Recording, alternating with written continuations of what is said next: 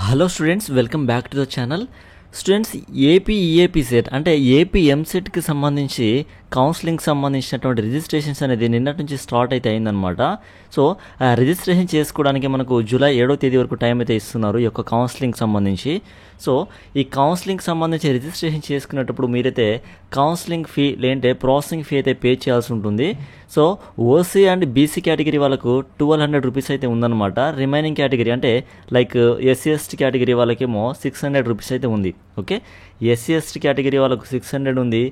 OC and BC category వాళ్ళకు 1200 rupees అయితే ఈ యొక్క కౌన్సిలింగ్కి సంబంధించినటువంటి ఫీ అయితే ఉంది. సో మీరు ఈ ఫీ అయితే పే చేసుకొని రిజిస్ట్రేషన్ అయితే చేసుకోవాల్సి ఉంటుంది కౌన్సిలింగ్కి. ఓకేనా.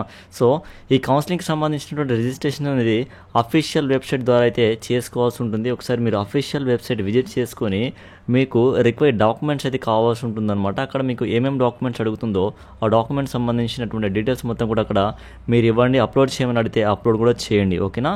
సో ఆ విధంగా మీరైతే రిజిస్ట్రేషన్ చేసుకొని మీరు కౌన్సిలింగ్ ఫీ అయితే పే చేసుకోవాల్సి ఉంటుంది. ఓకేనా. అలానే ఎవరికైతే హెల్ప్ లైన్ సెంటర్కి రావాలని చెప్పేసి చెప్తారో అక్కడ ఉంటుందో మీరు తప్పకుండా మీరు ఏదైతే రిజిస్ట్రేషన్ చేసుకునే టైంలో స్లాట్ బుక్ చేసుకుంటారో ఆ స్లాట్ బుక్ చేసుకున్నటువంటి డేట్ అండ్ టైం రోజున మీరైతే కంపల్సరీగా హెల్ప్ లైన్ సెంటర్కి వెళ్ళి మీ యొక్క సర్టిఫికేట్స్ అనేది వెరిఫికేషన్ అయితే చేసుకోవాల్సి ఉంటుంది. ఓకేనా. సో మీరైతే కౌన్సిలింగ్ రిజిస్ట్రేషన్ చేసుకునేటప్పుడు చాలా జాగ్రత్తగా మీరైతే అక్కడ ఏమేమి అడుగుతున్నారో మీరు డీటెయిల్స్ అయితే పూర్తిగా ఇవ్వండి. ఓకేనా.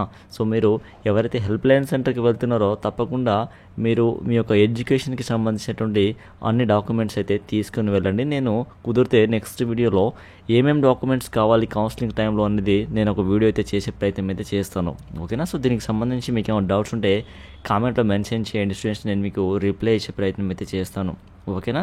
సో ఈ ఇన్ఫర్మేషన్ ఈ వీడియో మీకు యూస్ఫుల్ అనిపిస్తే తప్పకుండా ఈ వీడియోని లైక్ చేయండి. అలానే ఇలాంటి మరెన్నో వీడియోస్ కోసం మన ఛానల్ని సబ్స్క్రైబ్ చేసుకొని సపోర్ట్ చేయండి. Thank you students.